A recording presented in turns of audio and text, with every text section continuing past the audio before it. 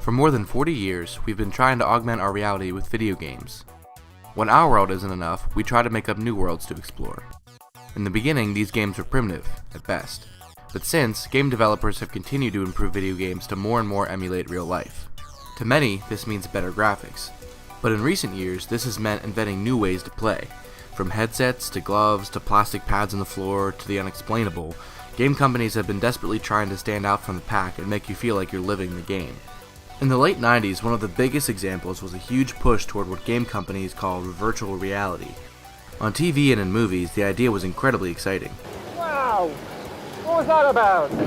You may look silly from the outside, but inside the stereo wraparound visual helmet, the action is amazing.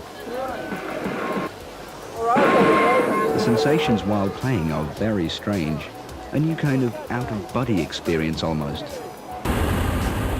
Enter the unique world of virtual gameplay with Nintendo Virtual Boy, the first three-dimensional stereo immersive 32-bit video game system ever.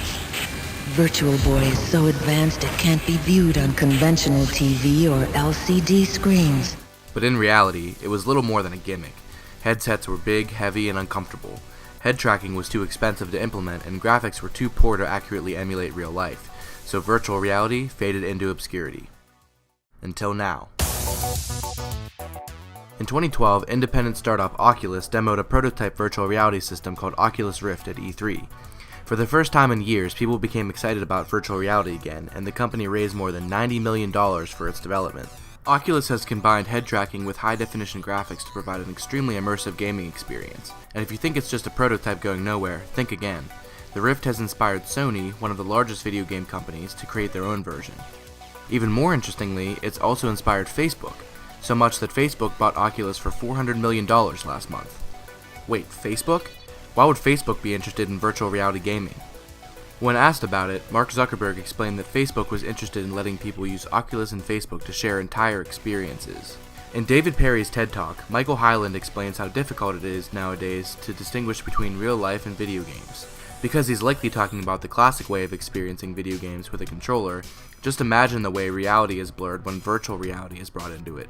Facebook is a platform for real-life experiences, and it's investing in a technology that blends virtual experiences with real life. Facebook, a company that already knows so much about us in real life, will now be a part of an extension of real life. But what do we really have to worry about? Well, a lot.